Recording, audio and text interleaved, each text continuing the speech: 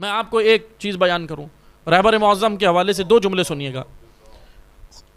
8 سالہ جنگ جب ایران عراق چل رہی تھی، بزرگان جانتے ہیں، میں جوانوں کے لیے 8 سالہ جنگ جب چل رہی تھی، خرم شہر کے محاذ کے اوپر رہبر موجود تھے، اہواز اور عراق کا جو بارڈر ہے اہواز سے، خرم شہر کے محاذ کے اوپر رہبر معظم موجود تھے۔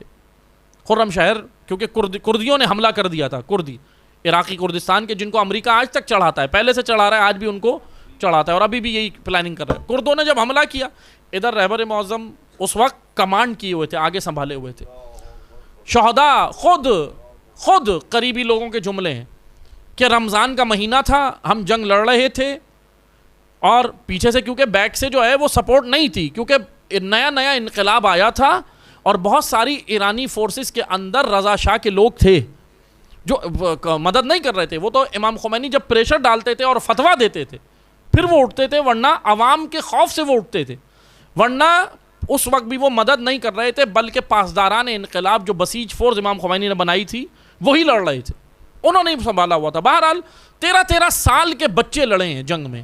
شہید حسین فہمیدہ بڑا 13 سال کا بچہ تھا، تہران کے اندر آتا ہے، کہتا ہے کہ مجھے اجازت دے جنگ کی۔ علماء کہتے ہیں بیٹا آپ چھوٹے ہو، شعور دیکھیں، بصیرت دیکھیں، جس قوم کے اندر یہ جذبہ ہو اسے کوئی نہیں مار سکتا۔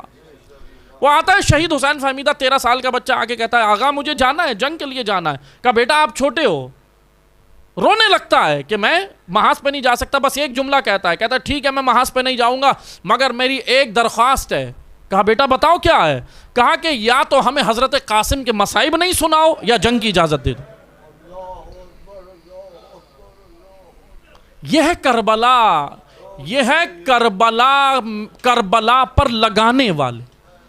میں اپنی بات کر رہا ہوں معذرت کے ساتھ، ہم ہیں کربلا سے کمانے والے، ہم ہیں کربلا سے لینے والے، اور جب حسین مانگے تو ہم عبید اللہ ابن حر جوفی بن جاتے ہیں۔ مولا معذرت میں کہاں دے سکتا ہوں، میں تو کمزور ہوں، مجھے تو موت سے ڈر لگتا ہے۔ یہ راہ امیر المومنین نہیں عزاداروں۔ محاذ کے اوپر یہ شہداء کا بیان ہے۔ شہید ابراہیم ہمت، امام خمینی نے اس کو لقب دیا تھا ہمت کا، ابراہیم نام تھا۔ سنیں شہداء کا، اے میرے عزیز جوانوں سننا۔ اس کی آرزو پتہ کیا تھی؟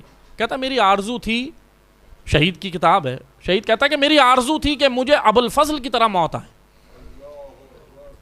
حضرت عباس کی طرح موت آئے۔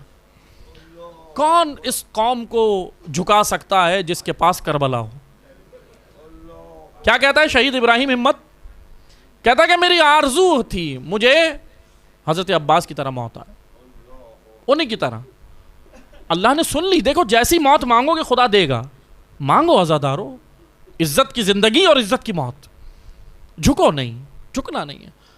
اس نے مانگی، شہید نے موت، اللہ نے دی۔ پتہ ہے کیا واقعہ ہے؟ جب دشمن نے وہاں سے گولیوں کے برس چلائے، جب برس چلائے، اس کے ساتھی کہتے ہیں پہلے اس کا دایاں بازو جو ہے وہ گولیوں کے برس سے نکل گیا، پھر بایاں بازو نکلا، پھر سینے پہ گولیاں لگی۔ کیسی موت چاہیے؟ جیسی موت مانگو گے اللہ دیتا ہے۔ کس کے فالوور ہیں؟ بس عزادارو سننا، اہواز کا جو بارڈر ہے نا، اس کے اوپر رہبر معظم بھی تھے، کمانڈ کیے ہوئے تھے، اور دیگر لوگ بھی تھے۔ سنیے گا، اللہ کی راہ میں ڈٹنے والے، استقامت دکھانے والے۔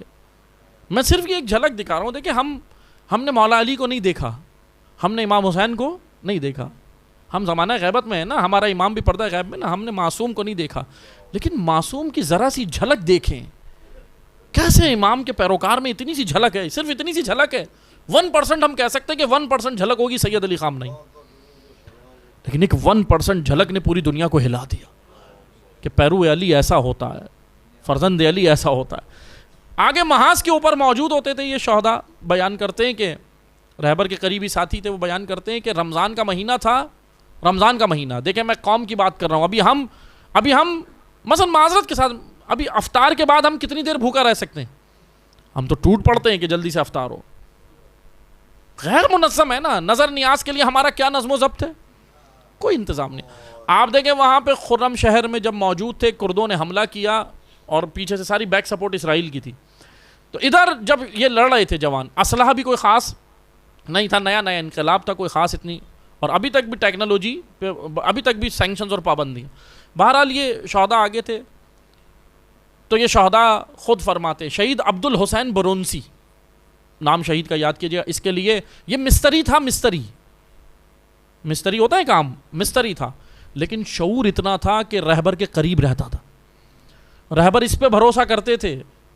رہبر نے اپنے خطبوں میں کہا بھی کہ شہید عبد الحسین برونسی کے آپ جو کتاب ہے وہ پڑھیں، جوانوں کو کہا پڑھیں۔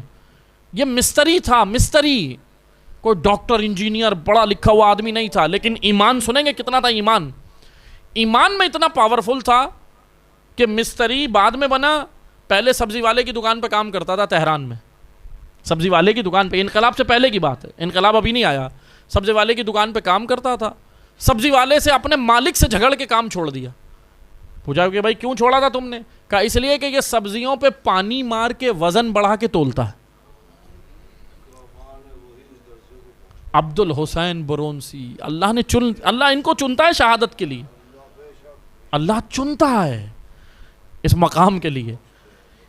جب رہبر روپوش تھے نا، ساواک ایجنسی تھی، تو یہ جو ہمارا بلوچستان ہے ایران پاکستان کا، یہاں بھی آ کے رہے، بارڈر سے یہاں بھی آ کے رہے جوانی میں۔ جب روپوش سے مراد کیونکہ اس وقت اسٹریٹجی یہ تھی کہ کام کرنا ہے انقلاب کی راہ میں، انقلاب آیا نہیں تھا، امام خمینی بھی ملک بدر تھے، اور یہ جو امام خمینی کے نیچے شاگردان تھے خاص، جیسے رہبر معظم ہو گئے، آیت اللہ اکبر رفسنجانی ہو گئے، دیگر یہ لوگ تھے، ان لوگوں کو اٹھانے کے لیے ایجنسیاں، اس وقت ساواک بڑی خطرناک ایجنسی تھی رضا شاہ کی، اس وقت اٹھانے کے در پہ تھی۔